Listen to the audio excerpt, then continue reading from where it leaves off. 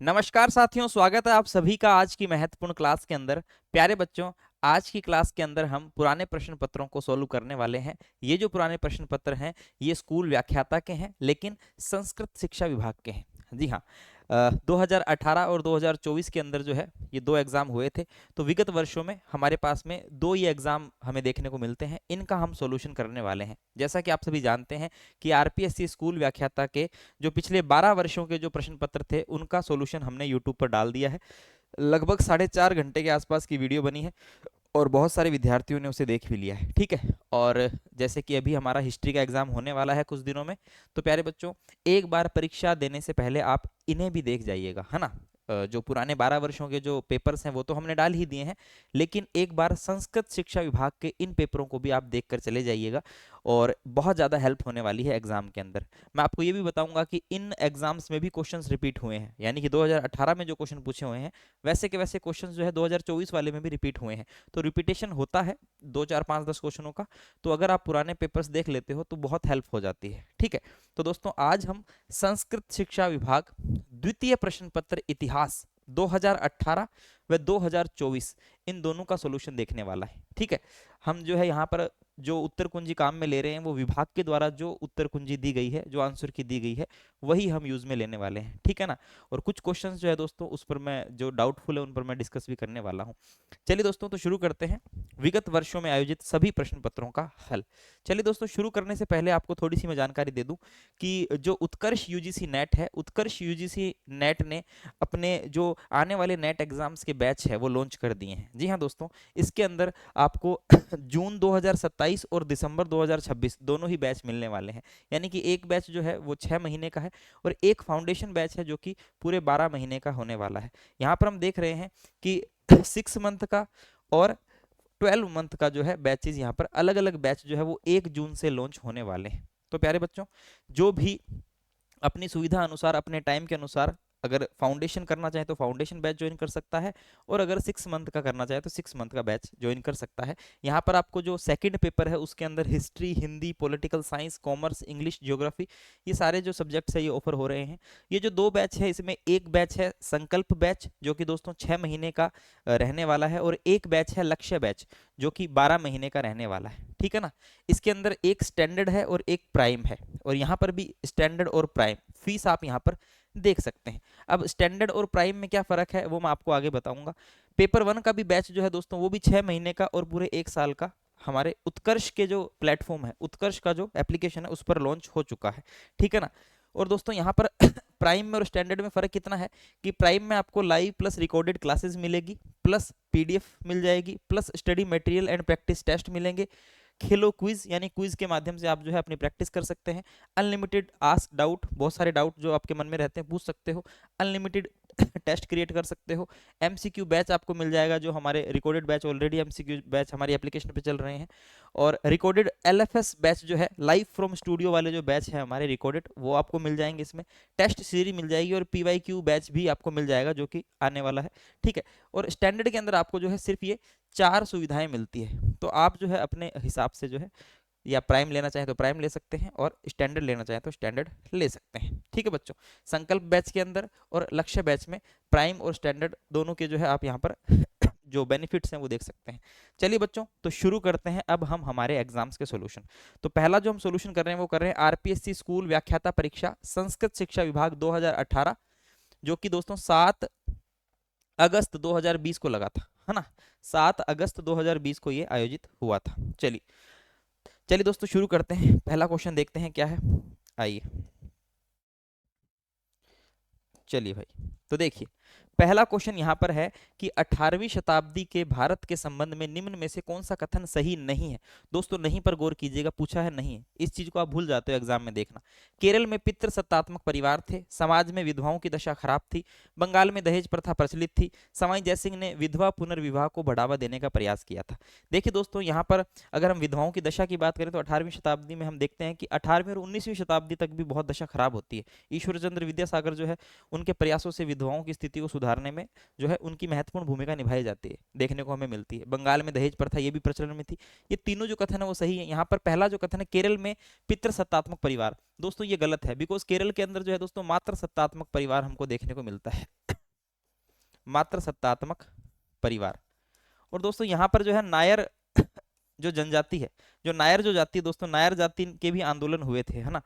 यहाँ पे होता ऐसा था जैसे कि अभी हम देखते हैं कि क्या होता है भाई, शादी होती है, शादी होके जो लड़की है वो अपने पिता का घर छोड़ के अपने पति के घर चली जाती है। लेकिन दोस्तों नायर समाज के अंदर, जो कि दक्षिण भारत का ही था, केरल के आसपास का, यहाँ पर दोस्तों पुरुषों को लड़कियों के घर जाना पड़ता था, ठीक है। रात में वे जाते थे, ठीक है, संतान उत्पत्ति के लिए दोस्तों शारीरिक संबंध बनाते थे, और उसके बाद दिन में वे वापस अपने काम पे चले जाते थे, जो भी वो नौकरी वगैरह करते थे, ठीक है। तो यहाँ पर लड़कियों को न जाकर पुरुषों को ही लड़कियों के घर जाना पड़ता था। तो ये मात्र सत्तात्मकता का एक उदाहरण था, ठीक है ना, नायर जाति का हम उदाहरण ले सकते हैं। तो दोस्तों ये केरल के अंदर पितृ सत्तात्मकता नहीं थी, मात्र सत्तात्मकता थी। नेक्स्ट देखिए, प्रसिद्ध प्रेम कथा हीर और रांझा की रचना दोस्तों किसने की थी? वारिस शाह ने की थी, ठीक है। मध्यकाल में निम्नलिखित में से कौन सी यूरोपियन शक्तियों ने भारत में व्यापारिक संबंध स्थापित किए थे? दोस्तों यहाँ पर जो हम देखते हैं यूरोपीय कंपनियों का आगमन होता है, तो अंग्रेज भी आते हैं, पुर्तगाली भी आते हैं, फ्रांसीसी भी आते हैं, डच भी आते हैं, लेकिन दोस्तों सबसे पहले पुर्तगाली आते हैं, ठीक है ना। पुर्तगाली यात्री वास्को डी गामा जो है हम देखते हैं कालीकट बंदरगाह पर पहुंचता है, जमोरिन उसका स्वागत करता है, ठीक है, और यहाँ से काफी ज्यादा मुनाफा वह कमा कर ले जाता है। लगभग 60 गुना मुनाफा उसको अपनी यात्रा के जो खर्च है उससे 60 गुना मुनाफा होता है, ठीक है। तो दोस्तों यहाँ पर पुर्तगाली इज द राइट आंसर। उसके बाद देखिए दोस्तों, प्लासी के युद्ध में सिराजुद्दौला के प्रति कौन वफादार था? तो देखिए मीर जाफर है, मोहनलाल है, मीर मिरन है, और दोस्तों अमीर चंद है। तो देखिए दोस्तों मीर मदान है और मोहनलाल है, ये दो जो थे दोस्तों ये प्लासी के युद्ध में, जो कि 1757 में लड़ा गया था दोस्तों, भागीरथी नदी के तट पर, है ना। तो प्लासी के युद्ध के अंदर दोस्तों मोहनलाल और मीर मदान जो होते हैं दोस्तों वो अपने सिराजुद्दौला के प्रति वफादार रहते हैं। प्लासी का युद्ध 1757 ईस्वी, ठीक है। चलिए, कई बार क्वेश्चन पूछ लिया जाता है किस नदी के तट पर लड़ा गया, तो भागीरथी नदी के तट पर। सुमेलित करना दोस्तों, बेसिन की संधि है, सुरजी अर्जन गांव की संधि है, देवगांव की संधि है, राजपुर घाट की संधि। देखिए ये क्वेश्चन जो है वो इंडिविजुअली पूछ लिए जाते हैं, यानी कि बेसिन की संधि कब हुई, किसके साथ हुई, सिंगल क्वेश्चन भी आ जाता है अगले एग्जाम में, आप देखोगे इससे आगे वाला जो 2024 में होगा उसमें मैं आपको दिखाऊंगा, ठीक है। चलिए दोस्तों, तो इसमें हम देखते हैं कि बेसिन की संधि है उसके बाद में देखिए बेसिन की संधि जो होती है दोस्तों ये बाजीराव सेकंड के साथ होती है। उसके बाद में सुरजी अर्जन गांव की संधि जो होती है दोस्तों ये सिंधिया के साथ में होती है। देवगांव की संधि भोंसले के साथ में होती है, और राजपुर घाट की संधि होलकर के साथ में होती है, ठीक है। ये जो दोस्तों 1802 में होती है, दिसंबर 1802 में, ये दोस्तों 1803 के अंदर होती है, ये भी 1803 की है, और दोस्तों ये 1805 में होती है, ठीक है। चलिए, तो A is the right answer. Next देखिए, टीपू सुल्तान के बारे में कौन सा कथन सही नहीं है? उसने श्रृंगेरी मंदिर की मरम्मत करवाई थी, वह जेरोदिस दल का सदस्य था, उसने फ्रांसीसियों से सहायता ली थी, उसने मैसूर में स्वतंत्रता का वृक्ष लगाया था। देखिए दोस्तों, श्रीरंगपट्टनम में स्वतंत्रता का वृक्ष लगाना है ना, जो कि दोस्तों मैसूर राज्य के अंदर हम देखते हैं, मैसूर मैसूर इसी का क्षेत्र था, तो ये तो बात सही है। फ्रांसीसियों से सहायता ली, दोस्तों आप सभी जानते हैं कि फ्रांसीसियों की तर्ज पर जो है अपनी सेना का गठन किया था। ये दोस्तों जेरोदिस दल का सदस्य नहीं था, ये जैकोबिन दल का था, ठीक है ना। तो ये जैकोबिन क्लब आएगा, जैकोबिन क्लब, ठीक है। बाकी श्रृंगेरी मंदिर की मरम्मत भी ये करवाते हैं। नेक्स्ट देखिए दोस्तों, प्रथम राज्य जिसने सबसे पहले ब्रिटिश ईस्ट इंडिया कंपनी से सहायक संधि की थी, दोस्तों आप जानते हैं हैदराबाद के निजाम है जो कि सबसे पहले सहायक संधि स्वीकार करते हैं। उस विकल्प को चुनिए जिसमें अधोलिखित राज्यों के ब्रिटिश साम्राज्य में विलय का सही क्रम दिया गया है। तो दोस्तों यहाँ पर जो है पंजाब सिंध ब्रह्मा पंजाब, सिंध पंजाब और ब्रह्मा, उसके बाद में ब्रह्मा बर्मा पंजाब और सिंध। तो दोस्तों इसमें C is the right answer, यानी कि सिंध, उसके बाद में पंजाब और उसके बाद में बर्मा, ठीक है ना। यह दोस्तों ब्रिटिश साम्राज्य में विलय का सही क्रम। आगे देखिए, गवर्नर जनरल जिसने भारत में दास प्रथा का उन्मूलन संबंधी अधिनियम बनाया था। तो दोस्तों यहाँ पर जो है दास प्रथा के उन्मूलन संबंधी अधिनियम में हमारे विलियम बेंटिक आ जाएगा। लेकिन दोस्तों जो पूरी तरीके से जो दास प्रथा खत्म होती है, देखिए 1833 के अंदर जो एक्ट होता है उसके अंदर दोस्तों दास प्रथा का उन्मूलन संबंधी अधिनियम बनाया जाता है। लेकिन दोस्तों जो पूरी तरीके से जो दास प्रथा समाप्त होती है वो एलन ब्रो के समय में होती है, ठीक है ना। तो याद रखिएगा एलन ब्रो के समय में, एलन ब्रो या एलन ब्रो के समय में दोस्तों दास प्रथा का उन्मूलन पूरी तरीके से होता है। संबलपुर राज्य ब्रिटिश साम्राज्य में कब मिलाया गया था? तो दोस्तों हम सभी जानते हैं, ये ऐसा क्वेश्चन आगे भी देखने को मिलेगा, जैतपुर संबलपुर दोस्तों 1849 के अंदर मिलाए गए थे, ठीक है ना। निम्न में से कौन कैबिनेट मिशन का सदस्य नहीं था? स्टैनफोर्ड क्रिप्स है, विंस्टन चर्चिल है, पैट्रिक लॉरेंस है और ए वी अलेक्जेंडर है। तो दोस्तों विंस्टन चर्चिल जो है वो कैबिनेट मिशन का सदस्य नहीं था। ठीक है ना। ये दोस्तों हमारा एग्जाम आने वाला है, तो उसके लिए जो है क्विक एक प्रैक्टिस हो जाएगी। ठीक है, ज़्यादा इसमें एक्सप्लेनेशन वगैरह नहीं करनी है, बस ठीक है हमें पेपर्स देखने की कौन कौन से जो है क्वेश्चंस वगैरह आ रखे हैं। ठीक है, बाकी तो आप सभी ने पढ़ ही लिया होगा। अभी जून के अंदर 1 तारीख को दोस्तों हमारा जो एग्जाम होने वाला है, तो उसके लिए आपकी अच्छी खासी प्रैक्टिस हो जाएगी। नेक्स्ट देखिए, संविधान सभा में मुस्लिम लीग के कितने सदस्य थे? तो दोस्तों मुस्लिम लीग के टोटल सदस्य जो है वो 73 होते हैं। ठीक है ना, 73 सदस्य होते हैं। किस गवर्नर जनरल ने भारत में लोक निर्माण विभाग होता है दोस्तों, पीडब्ल्यूडी डिपार्टमेंट है ना, पीडब्ल्यूडी डिपार्टमेंट। तो दोस्तों यहाँ पर जो है डलहौजी के समय में लोक निर्माण विभाग की स्थापना होती है। ठीक है, याद रखिएगा। नेक्स्ट देखिए दोस्तों, संविधान के 1949 में अंगीकार किए जाने के समय निम्नलिखित में से कौन सा उसका हिस्सा नहीं था? संघीय ढांचा, नागरिक कर्तव्य, नीति निर्देशक तत्व और न्यायालय की सर्वोच्चता। तो दोस्तों नागरिक कर्तव्य जो है वो इसके नहीं होते। ठीक है, नीति निर्देशक तत्व के संविधान के किस भाग में है, यानी कि जो नीति निर्देशक तत्व है वो भारत के संविधान के किस भाग में सम्मिलित है? तो दोस्तों भाग 4 के अंदर। आगे देखिए, निम्नलिखित खलीफाओं का जो है कालक्रम हमें बताना। तो दोस्तों यहाँ पर हम देखेंगे सबसे पहले अबू बकर आएगा। अबू बकर है, उमर, उस्मान, अली। ठीक है, पूरा एक नाम की तरह पढ़ लो इसको, अबू बकर, उमर, उस्मान, अली। ठीक है, तो अबू बकर नंबर 2 इसमें भी। उसके बाद दोस्तों उमर, उसके बाद दोस्तों उस्मान, उसके बाद में अली। तो यानी कि 2 1 4 और 3, 2 1 4 और 3 दोस्तों। आगे देखिए, भारतीय संविधान के संबंध में निम्न में से कौन सा युग्म सुमेलित नहीं है? अनुच्छेद 14 से 18 समता का अधिकार, अनुच्छेद 19 से 22 स्वतंत्रता का अधिकार, अनुच्छेद 23 से 24 शोषण के विरुद्ध अधिकार और अनुच्छेद 25 से 28 संस्कृति और शिक्षा संबंधी अधिकार। देखिए दोस्तों यहाँ पर ये जो है ये सही नहीं है। ये दोस्तों धार्मिक स्वतंत्रता का अधिकार आएगा इसमें। ठीक है ना, धार्मिक स्वतंत्रता का अधिकार, ये गलत है। धार्मिक स्वतंत्रता का अधिकार बोले तो जैसे कि जो सिख लोग हैं वो कृपाण धारण कर सकते हैं। ठीक है, बिकॉज उनके धर्म में ये नियम है। ठीक है, 5 ककार का नियम है, कड़ा पहनते हैं, कृपाण है, कंगी है, कच्छा है।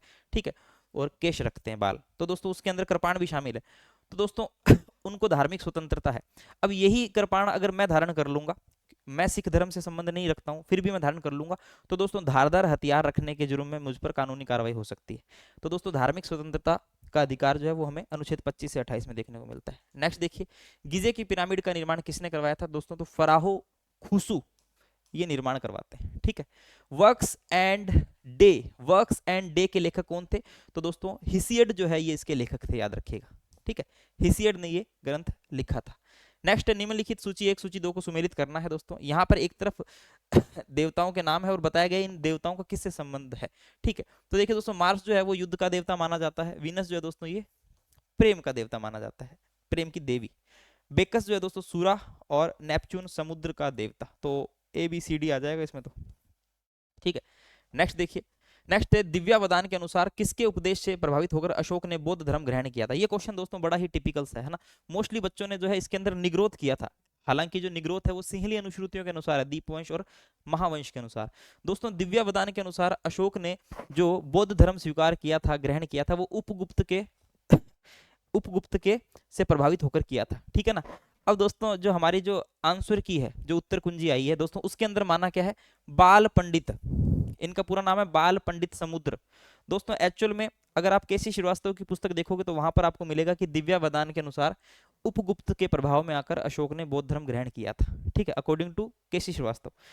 लेकिन दोस्तों बाकी बुक्स में हम देखते हैं तो उसमें उपगुप्त का ही एक और नाम बाल पंडित बताया जाता है। यानी कि दिव्यावदान के अनुसार अगर आप पप्पू सिंह प्रजापति की किताब भी पढ़ते हैं तो उसमें स्पष्ट लिखा हुआ है कि उपगुप्त का ही दूसरा नाम बाल पंडित समुद्र है। ठीक है, तो अगर दोस्तों दोनों ही एक लोग है तो एक साथ ऑप्शन में देना तो ये सही नहीं है, लेकिन इसका बी सही माना है। हालांकि उपगुप्त आया तो उपगुप्त भी सही होगा। ठीक है, क्योंकि उपगुप्त का ही नाम माना जाता है बाल पंडित समुद्र। ठीक है ना। नेक्स्ट देखिए, एक तरफ दोस्तों अशोक के शिलालेख है और दोस्तों दूसरी तरफ उनसे संबंधित जो है चीजें दे रखी कि किस शिलालेख में क्या जानकारी। आप सभी जानते हैं भाई रुमनदेही अभिलेख के अंदर जो है कर घटाने की जानकारी मिलती है। तो दोस्तों ये कर संबंधी बात बताएगा, यानी 2 में बी बता रहे हैं, 2 में बी दोस्तों ये भी बता रहे हैं, ये भी बता रहा है। ठीक है, एक के अंदर 8वां शिलालेख है, बोध गया की यात्रा से संबंधित है। कंधार लेख दोस्तों अरेमाइक भाषा के अंदर है और सारनाथ जो है अशोक बौद्ध धर्म के संरक्षण के रूप में इसमें दिखाया गया। तो ABCD ये भी सारे मिले हुए हैं। ठीक है, और दोस्तों यहाँ पर जो है एकमात्र अशोक का आर्थिक अभिलेख है, ये याद रखना। आर्थिक अभिलेख है एकमात्र, पूछ लिया जाए तो ये एकमात्र आर्थिक अभिलेख है। इसमें दोस्तों जो है कर वगैरह घटाने की बात की गई तो आर्थिक अभिलेख है। ठीक है, नेक्स्ट देखिए, शुंग काल में यूनानी आक्रमण का उल्लेख निम्नलिखित में से किस ग्रंथ में मिलता है? तो देखिए दोस्तों, यूनानी आक्रमण का उल्लेख मालविकांगनी मित्रम में है, महाभाष्य में, गार्गी संहिता, तीनों में ही मिल जाता है। ठीक है ना। मालविकाग्नि मित्र दोस्तों अक्सर अक्सर एग्जाम में क्वेश्चन आता है कि मालविका अग्निमित्र का नायक कौन है? तो दोस्तों अग्निमित्र जो है वो मालविकाग्नि मित्र का नायक है। ठीक है ना। तो 4 जो है इसका सही उत्तर होने वाला है। ठीक है, नेक्स्ट देखिए, सातवाहन शासक जिसे अप्रतिहित दक्षिणापथपति की उपाधि दी गई, तो सातकर्णी प्रथम को यह उपाधि दी जाती है। सूची 1 को सूची 2 से मिलाना दोस्तों, एक तरफ जो है यहाँ पर कुछ विद्वान है और एक तरफ उनका पेशा है। कालिदास के बारे में आप सभी जानते हैं दोस्तों, नाटक और कविता, है ना। कालिदास जो है दोस्तों चंद्रगुप्त द्वितीय के दरबार में नवरत्नों में शामिल थे। संस्कृत नाटक में, संस्कृत लेखन के अंदर दोस्तों ये विद्वान माने जाते हैं। वराहमिहिर दोस्तों ज्योतिष संबंधी है और वराहमिहिर भी चंद्रगुप्त द्वितीय के नवरत्नों में शामिल थे। ठीक है, चरक जो है दोस्तों ये चिकित्सक था, चरक संहिता हमने पढ़ी है। और भास्कर दोस्तों गणित के थे। तो 2 3 1 और 4 2 3 2 3 1 और 4। ठीक है, आगे देखिए, निम्न में से कौन सा युगम राज्य और राजा सही सुमेलित नहीं है? देखिए दोस्तों, ये जो है समुद्रगुप्त के जब हम दक्षिणी अभियान देखते हैं ना, दक्षिणी अभियान देखते हैं, तो दोस्तों उसमें हम देखते हैं कि बहुत सारे जो राजा होते हैं उनको समुद्रगुप्त पराजित करता है। तो यहाँ पर दोस्तों कांची का विष्णुगोप है, वेंगी का कुबेर है, पालक उग्रसेन, ये मैंने आपको बहुत बार याद भी कराया कि उग्रसेन को पालक पसंद है। ठीक है, अवमुक्त और नीलराज। तो देखिए दोस्तों, कांची का विष्णु को बहुत इंपॉर्टेंट है, एग्जाम में आता रहता है। इसका सही उत्तर दोस्तों वेंगी का कुबेर, है ना। बिकॉज दोस्तों वेंगी का हस्तिवर्मन होता है। ठीक है ना। देवराष्ट्र का कुबेर होता है। तो बी जो है इसका सुमेलित नहीं है। वेंगी का कौन है? हस्तिवर्मन है। आगे देखिए दोस्तों, अधोलिखित में से कौन सा कथन गुप्तकालीन अधिकारी विनय स्थिति स्थापक के बारे में सत्य नहीं है? वह धर्म संबंधी मामलों का प्रधान अधिकारी था, तो दोस्तों ये सत्य है। वह मंदिरों की देखभाल करता था, वह लोगों के नैतिक आचरण पर दृष्टि रखता था, और दोस्तों वह न्याय विभाग का प्रधान अधिकारी होता था। तो दोस्तों यहाँ पर सत्य नहीं है पूछा है, तो दोस्तों 4 जो है वो सत्य नहीं है। ठीक है ना। वह लोगों के नैतिक आचरण, दोस्तों आपने जो है मध्यकालीन भारत में एक पद सुना होगा जिसका नाम है मुहत्सिब। दोस्तों मुहत्सिब का काम क्या होता था? वो भी दोस्तों लोगों के आचरण के ऊपर ध्यान रखते थे कि शरा के अकॉर्डिंग, इस्लाम के अकॉर्डिंग जो लोग हैं वो अपना जीवन व्यतीत कर रहे हैं कि नहीं कर रहे। स्पेशली औरंगजेब के समय में ऐसे पद का गठन होता है। हालांकि सल्तनत काल में भी देखने को मिलता है, मुगल काल में औरंगजेब के समय में ऐसे पद जो है ज्यादा एक्टिव हो जाते हैं। चलिए नेक्स्ट देखिए दोस्तों, गुप्त काल में कौन सी वस्तु भारत से निर्यात नहीं होती थी? तो दोस्तों मसाले हैं, मोती है, इत्र और स्वर्ण। सोना जो है वो निर्यात नहीं होता था। गुप्त काल को भारतीय इतिहास का स्वर्ण काल कहा जाता है। गुप्तों ने दोस्तों बड़े स्तर पर सोने की मुद्राएं जारी करी थी, लेकिन दोस्तों स्कंद गुप्त के आते आते मुद्रा में मिलावट आने लग जाती है। और सबसे ज्यादा कम जो हम देखते हैं कि सबसे ज्यादा मुद्रा में मिलावट आती है वो विष्णुगुप्त के समय में आती है, जो कि गुप्त वंश का अंतिम शासक होता है। लगभग 43% से भी ज्यादा दोस्तों मिलावट हमें देखने को मिलती है, जो कि सीधा सीधा इशारा करती है कि अर्थव्यवस्था कमजोर हो रही थी गुप्तों की स्कंद गुप्त के बाद से। स्कंद गुप्त के समय हुणों के आक्रमण होते हैं दोस्तों, तो इस वजह से अर्थव्यवस्था का गिरना जो है स्वाभाविक सी बात है। ठीक है, तो दोस्तों स्वर्ण जो है इसका निर्यात नहीं होता था, याद रखिएगा। और दोस्तों गुप्तों के सिक्कों में मिलावट जो है वो स्कंद गुप्त के समय में शुरू हो जाती है। ठीक है, गुप्तकालीन महिषासुर मर्दिनी की मूर्ति कहां से मिली है दोस्तों? तो उदयगिरी से यह मूर्ति हमें देखने को मिल जाती है। हेनसांग की यात्रा के समय नालंदा विश्वविद्यालय का कुलपति कौन था? तो शीलभद्र जो है वह नालंदा विश्वविद्यालय का कुलपति होता है। ठीक है, याद रखिएगा। नेक्स्ट देखिए, एक तरफ सूची है हर्ष के दरबारी और एक तरफ दोस्तों उनके पद नाम है। ठीक है ना, याद रखना। तो देखिए दोस्तों यहाँ पर सबसे पहले है अवंती। अवंती दोस्तों हर्ष के समय में युद्ध मंत्री हुआ करता था। ठीक है ना। उसके बाद दोस्तों सिंहनाद जो है वो सेनापति था, कुंतल दोस्तों अश्वारोही था, और भंडी जो है दोस्तों ये प्रधानमंत्री था। यानी कि डी, सी, बी और ए दोस्तों पहले से ही पता चल रहा है, इसी में डी दे रखा है और एकमात्र और किसी में नहीं है। आगे देखिए, विद्वान राजशेखर किसके दरबार का दरबारी था दोस्तों? तो यहाँ पर महेंद्रपाल प्रथम है। ठीक है ना। और महिपाल के भी दरबार में रहता है, गुर्जर प्रतिहार शासकों के दरबारी होते हैं, है ना। पैर से कांटा निकालते हुए स्त्री का प्रसिद्ध मूर्ति शिल्प प्राप्त होता है दोस्तों हमको ये खजुराहो से। ठीक है ना, खजुराहो से हमें ये प्राप्त हो जाता है। नेक्स्ट देखिए, पुस्तक है और दोस्तों रचयिता है। तोलकापियम की बात करें दोस्तों तो व्याकरण ग्रंथ है तमिल संगम का, तमिल व्याकरण ग्रंथ है ये दोस्तों, तो इसका तोलकापियर हो जाएगा। शिल्पादिगारम का दोस्तों लिंगो अडिगल हमें देखने को मिलता है। मणि मेखले का शीतले सतनार है, और दोस्तों जीवक चिंतामणि का त्रियुक्त देवर है। दोस्तों जो तोलकापियर है ये व्याकरण ग्रंथ है, और दोस्तों याद रखिएगा कि ये द्वितीय संगम का है। 3 संगम हुए थे, है ना। द्वितीय संगम हुआ था दोस्तों कपाटपुरम अलवे के अंदर, तो दोस्तों ये द्वितीय संगम का एकमात्र ग्रंथ बचा हुआ है हमारे पास। बाकी जो ग्रंथ बचे हैं वो दोस्तों सारे तृतीय संगम के ग्रंथ हैं, तमिल संगम साहित्य के। और जो पहला संगम हुआ था उसका कोई भी ग्रंथ हमारे पास में उपलब्ध नहीं होता है। तो यहाँ पर दोस्तों उत्तर आ जाएगा बी, सी, ए और डी। ठीक है, नेक्स्ट देखिए, प्रथम संगम के बारे में निम्नलिखित में से कौन सा कथन सही नहीं है? इसका आयोजन चोल राज्य में हुआ था। फिर है अगस्त्य ने सभा की अध्यक्षता की थी। संगम इस संगम में 549 सदस्य सम्मिलित थे। 4499 विद्वानों को अपनी रचनाएं प्रकाशित करने में इसमें अनुमति दी गई थी। देखिए दोस्तों, पहला ही कथन गलत है, चोल राज्य। बिकॉज दोस्तों पहला संगम जो हुआ था वो दोस्तों मदुरै के अंदर होता है, मदुरै, है ना, मदुरै के अंदर होता है। और दोस्तों मदुरै जो है वो पांड्यों की राजधानी थी, है ना, पांड्यों की राजधानी थी। और दोस्तों जो तीनों संगम हुए थे ना, तीनों संगमों को पांड्यों ने ही संरक्षण दिया था। राजकीय संरक्षण किसका था? पांड्यों का राजकीय संरक्षण था, है ना। तो दोस्तों याद रखिएगा। तो दोस्तों यहाँ पर पांड्य आएगा, ना कि चोल आएगा। चेर, चोल और पांड्यों का उल्लेख संगम साहित्य में हमें देखने को मिल जाता है, ठीक है। अंकोरवाट के विष्णु मंदिर का निर्माण किसने करवाया दोस्तों? सूर्यवर्मन द्वितीय ने करवाया था। कंबोडिया का अंकोरवाट मंदिर काफी इंपॉर्टेंट एग्जाम में आ जाता है। नेक्स्ट देखिए, निम्न में से किन मध्य एशियाई स्थानों पर भारतीय संस्कृति के प्रमाण मिलते हैं? दोस्तों ये बात हो रही है वृहत्तर भारत की, है ना। जब हम देखते हैं कि बौद्ध धर्म के माध्यम से जो है भारतीय संस्कृति अपने भारत के जो आसपास वाले देश हैं, है ना, सीमावर्ती क्षेत्र है, सेंट्रल एशिया है, श्रीलंका है, साउथ ईस्ट एशिया, दक्षिणी पूर्वी एशिया है, जावा सुमात्रा तक पहुंचती है, तो वृहत्तर भारत का निर्माण होता है। दोस्तों ये खोतान, कुची, काशगर, है ना, ये कुछ सेंट्रल एशियाई देश हैं। तो दोस्तों इन सभी में जो है हमें भारतीय संस्कृति के एक प्रकार से प्रमाण देखने को मिलते हैं, स्पेशली बौद्ध धर्म से संबंधित, स्पेशली बौद्ध धर्म से संबंधित, याद रखिएगा। आगे देखिए दोस्तों, निम्नलिखित में से अकबर के विजयों के बारे में तिथि क्रमानुसार हमें बताना है कौन सा सही है। मेड़ता, चुनार, रणथंभौर, कालिंजर, चुनार, मेड़ता, रणथंभौर, कालिंजर, रणथंभौर, चुनार, कालिंजर और मेड़ता, कालिंजर, चुनार। तो दोस्तों इसमें चुनार, मेड़ता और कालिंजर, और उसके बाद में चुनार, मेड़ता, रणथंभौर और कालिंजर, ये सही उत्तर है इसका। हबीब उल सियार किसने लिखा है दोस्तों? मिर्जा हैदर दोगलत ने, जेतुद्दीन ख्वाजा ने, मोहम्मद खानदमीर। दोस्तों ये खानदमीर आएगा इसमें, हुसैन मिर्जा। तो C is the right answer इसका, ठीक है ना, सी इसका सही उत्तर होने वाला है। नेक्स्ट देखिए दोस्तों, किस सिख गुरु को जहांगीर ने कैद किया था? गुरु अर्जन देव जी को जहांगीर कैद करते हैं, ठीक है। चलिए, निम्न में से किस चिश्ती संत ने विवाह नहीं किया था? दोस्तों हम अक्सर पढ़ते हैं कि एकमात्र अविवाहित चिश्ती संत था निजामुद्दीन औलिया, ठीक है दोस्तों, याद रखिएगा। तो निजामुद्दीन औलिया जो है वो एकमात्र ऐसे चिश्ती संत थे जो कि अविवाहित थे, ठीक है। चलिए, मोइज और इनका कथन जो है हुनूस दिल्ली दूरस्थ, जो कि ये गियासुद्दीन तुगलक को बोलते हैं, जब गियासुद्दीन तुगलक बंगाल अभियान पर गया होता है। और दोस्तों उसके बाद में वो दिल्ली लौटता ही नहीं है, बीच में उसकी मृत्यु हो जाती है, ठीक है। तो दोस्तों ये भी जो है एग्जाम में आता है, अभी अगले ही एग्जाम में मैं आपको दिखाऊंगा, 24 वाले में मिल जाएगा, ठीक है। मोइनुद्दीन चिश्ती है, हमीदुद्दीन नागौरी, उपयुक्त सभी। तो दोस्तों इसमें A is the right answer. Next देखिए, किसको जहांगीर ने नादिर उल असर की उपाधि दी थी? दोस्तों उस्ताद मंसूर, है ना, ये उपाधि चित्रकार है उस्ताद मंसूर, इसको दी गई थी। मुगल बादशाह जिसने पहली बार उर्दू को प्रोत्साहन दिया था? शाहजहां, मोहम्मद शाह, औरंगजेब और बहादुर शाह। तो दोस्तों मोहम्मद शाह रंगीला जो है वो इसमें सही उत्तर होने वाला है।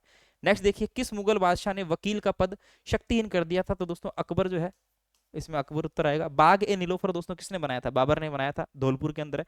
कमला बाग के नाम से भी दोस्तों, कमल बाग या कमला बाग के नाम से भी इसको जाना जाता है दोस्तों, ये बाबर ने बनवाया था, ठीक है ना। नेक्स्ट देखिए, मोरलैंड के विवरण के अनुसार सूची 1 और सूची 2 को सुमेलित करना है। यहाँ पर दोस्तों एक तरफ क्षेत्र है, यहाँ पर दोस्तों जो निर्यात होने वाली या फिर यहाँ पर जो वस्तुएं होती है उनके नाम दिए गए, ठीक है। गुजरात है दोस्तों, कालीकट है, हुगली है और मसूलीपट्टनम है। देखिए दोस्तों वैसे तो कालीकट, ये और ये सारे सुमेलित ही है इसमें, है ना, 3 आएगा इसके अंदर, ठीक है। वैसे दोस्तों बहुत बार जब हम पढ़ते हैं तो हमें देखने को मिलता है जो कैलिको है आगे चलकर गुजरात का से जो है निर्यात का प्रमुख जो है केंद्र बन जाता है कैलिको का। और मछलीपट्टनम में सूती वस्त्र, है ना, तो कहीं कहीं दोस्तों हमें मछलीपट्टनम में सूती वस्त्र और गुजरात में कैलिको भी देखने को मिलता है, लेकिन जो हमारे विभाग द्वारा आंसर की दी गई उसमें यही उत्तर सही माना गया है। नेक्स्ट देखिए, पुरंदर की संधि की बात करें तो दोस्तों यहाँ पर पुरंदर की संधि के विषय में कुछ शर्तें दी गई है जो कि दोस्तों मराठों के लिए एक अपमानजनक संधि मानी जाती है। मिर्जा राजा जय सिंह होते हैं इसके अंदर और शिवाजी होते हैं औरंगजेब की तरफ से। जय सिंह यहाँ पर संधि में नेतृत्व कर रहे होते हैं। शिवाजी ने अपने 23 दुर्गों को मुगलों को सौंप दिया था, बिल्कुल सही है। शिवाजी को मुगलों की मदद करनी थी, बिल्कुल सही है। शिवाजी को मुगल दरबार में उपस्थित होने से मुक्त रखा गया था। दोस्तों तीनों ही कथन यहाँ पर बिल्कुल सही है, ठीक है ना। चलिए, किस मुगल बादशाह ने दक्षिण में मराठों के से चौथ और सरदेशमुखी के अधिकार को मान्यता दे दी थी? तो दोस्तों यहाँ पर रफीउद्दर्जात आएगा। बहुत कम समय के लिए ये उत्तर मुगल कालीन शासक है, बहुत कम समय के लिए बनते हैं, लेकिन ये एक महत्वपूर्ण घटना है, याद रखिएगा। भारत में वहाबी आंदोलन के संस्थापक सैयद अहमद बरेलवी थे दोस्तों, एक प्रकार से मुस्लिम सुधार आंदोलन होता है। निम्न में से दोस्तों कौन सा जो है सुमेलित नहीं है? विजयनगर के राजा का विद्रोह 1794, वेलुथम्पी का विद्रोह 1805, सावंतवाड़ी का विद्रोह दोस्तों 1844 और रामोसी विद्रोह 1810। दोस्तों रामोसी विद्रोह जो है वो 1822 के आसपास हमको देखने को मिलता है, तो ये गलत हो जाता है, ठीक है।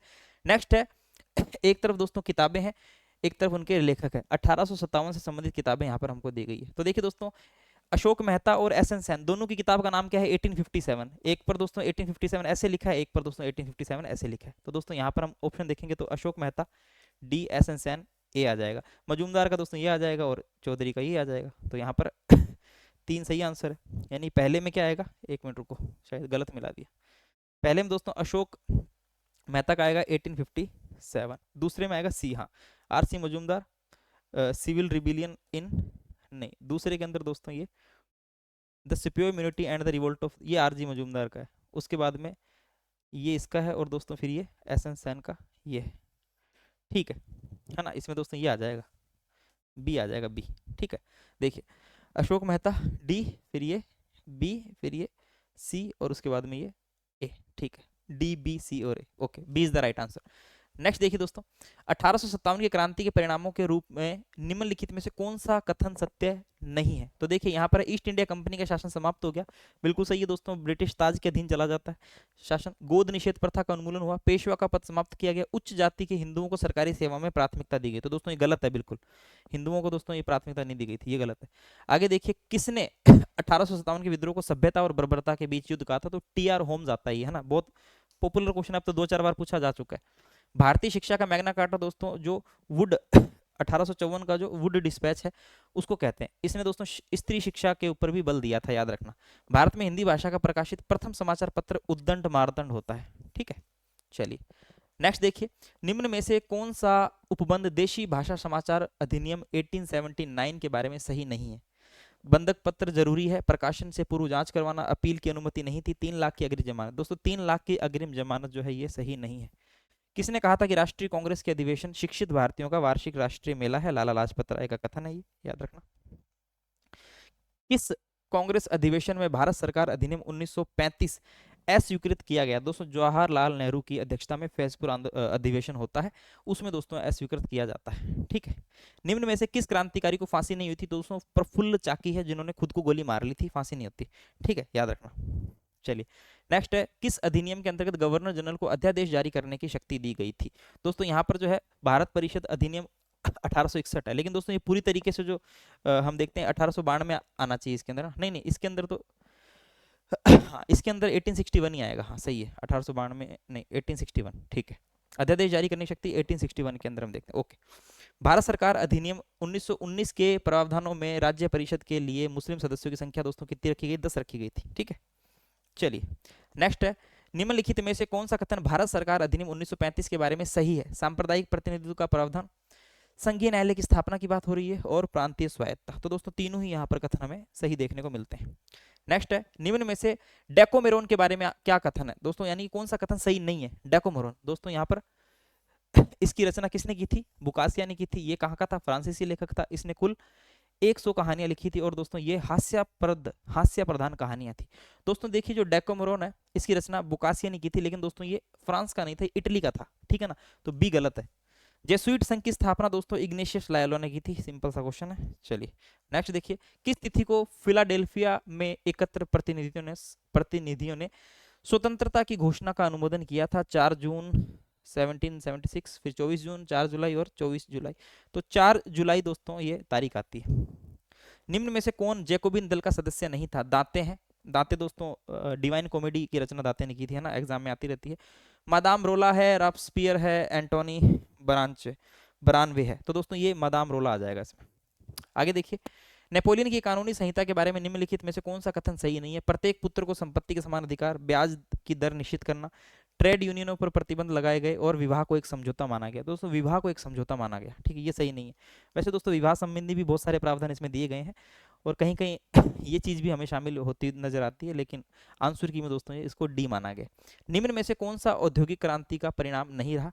नए नगरों का उदय, उत्पादन में वृद्धि, जनसंख्या में कमी, और स्कंद कंपनियों व औद्योगिक निगमों का उद्भव। तो दोस्तों जनसंख्या में कमी नहीं होगी, है ना, ये गलत है। नेक्स्ट देखिए, 1814 में भाप के इंजन रॉकेट का आविष्कार किसने किया था? तो दोस्तों यहाँ पर जो है जॉर्ज स्टीफेंसन ने किया था। किस संधि या समझौते में कावूर ने नेपोलियन तृतीय को सेवाय और नीस के प्रदेश फ्रांस को देने का आश्वासन दिया था? फ्रैंकफर्ट की संधि है, विलफ्रैंका की संधि है, लोम्बियर्स की संधि, है ना, लोम्बियर्स का समझौता आएगा इसमें।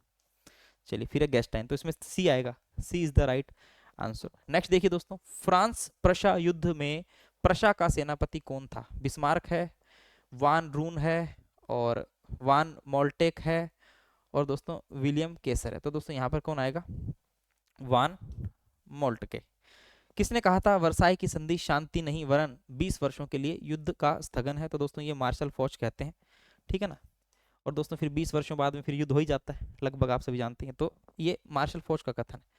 इटली में फासिस्ट शासन के विरुद्ध षड्यंत्र रचने वालों का पता लगाने के लिए गुप्त पुलिस की व्यवस्था थी। इसे कहा जाता था गेस्टापो, पोडेस्टा, ओवरा या डोपो लाबोरो। तो दोस्तों ओवरा आएगा इसमें, C is the right answer. Next देखिए, हिटलर के दल का नाम था नेशनल सोशलिस्ट पार्टी। ठीक है। द्वितीय विश्व युद्ध में ब्रिटेन ने जर्मनी के विरुद्ध युद्ध की घोषणा कब की थी? 1 सितंबर, 3 सितंबर, 5 सितंबर या 9 सितंबर? तो दोस्तों ये जो है 3 सितंबर आएगा ना, एक दो महीना भी सेम दिया होता तो ज्यादा कंफ्यूज, 3 सितंबर आएगा।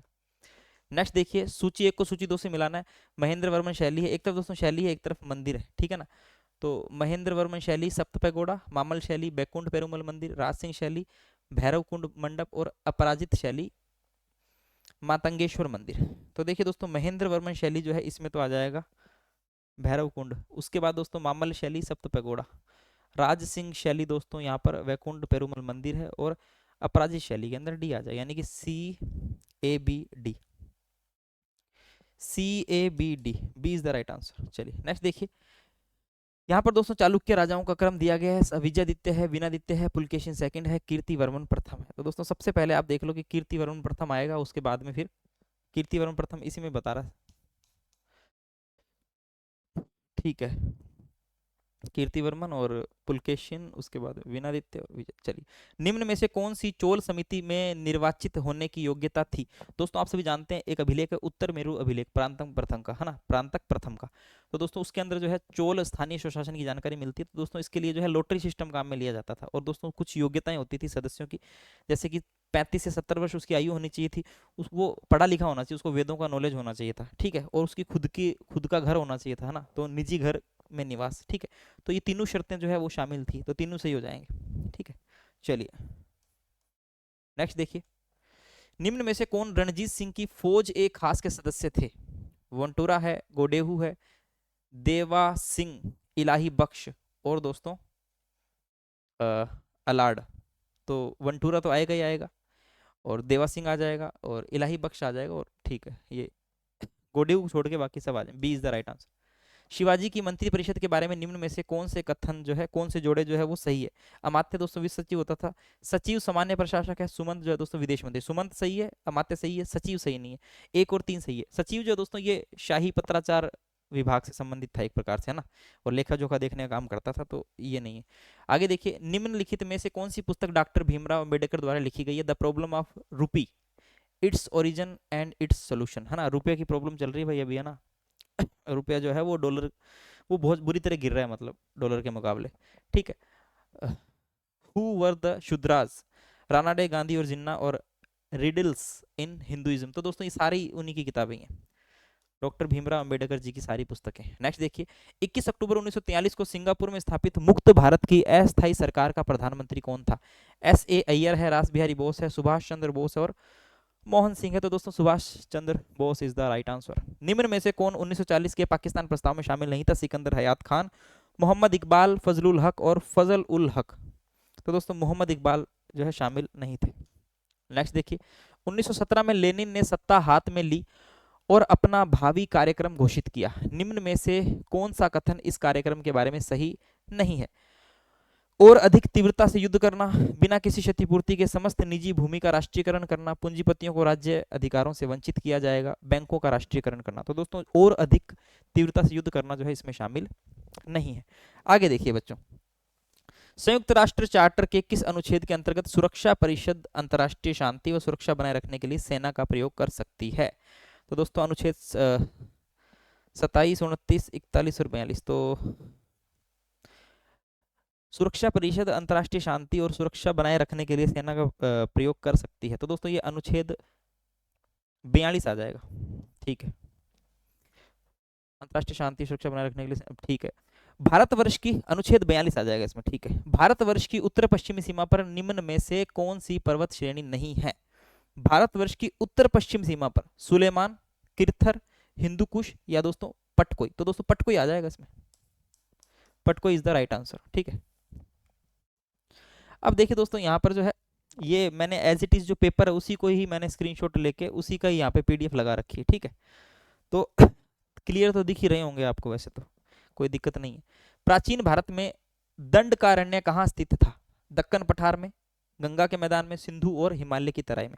अब देखिए दोस्तों, यहाँ तक जो है एक 85 क्वेश्चन आ गए, उसके बाद सीधा 116, यानी कि बीच में जो हमारे कुछ क्वेश्चन आते हैं साइकोलॉजी को शिक्षण, जो अपने साइकोलॉजी के आ जाते हैं, है ना, कुछ आईसीटी वाले क्वेश्चन ऐसे आ जाते हैं, जैसे हमारे फर्स्ट ग्रेड के अंदर भी आते हैं। तो दोस्तों वैसे कुछ 30 क्वेश्चन जो है वो ऐसे आते हैं, इस वजह से वो वाले क्वेश्चन मैंने हटा दिए, सिर्फ सब्जेक्ट सब्जेक्ट के क्वेश्चन रखे हैं ना, यानी कि सिर्फ और सिर्फ हिस्ट्री के क्वेश्चन रखे हैं, वो क्वेश्चन हटा दिए। तो सीधा हम यहाँ पर अब 116 पर आ गए। ठीक है, चलिए आगे देखिए। तो यहाँ पर है, तो दंडकारण्य जो है दोस्तों ये दक्कन के पठार के अंदर आएगा। ठीक है, भीमबेटका में उत्खनित अधिकांश औजार बने थे हड्डियों के, लोहे के, तांबे के या फिर क्वार्टजाइट के। तो दोस्तों क्वार्टजाइट की बात करेंगे हम, है ना। लोहा तो हमें बहुत बाद में देखने को मिलता है। ठीक है, उत्तर वैदिक काल के अंदर लोहे के साक्ष्य मिलते हैं। नेक्स्ट देखिए, एक तरफ दोस्तों प्राक ऐतिहासिक स्थल है और राज्य है। अतिरमपक्कम है तमिलनाडु में, नागार्जुन कोंडा आंध्र प्रदेश में, हुंगसी कर्नाटक और इनामगांव गुजरात। तो दोस्तों यहाँ पर क्या पूछा, सुमेलित नहीं है, तो इनामगांव महाराष्ट्र में है।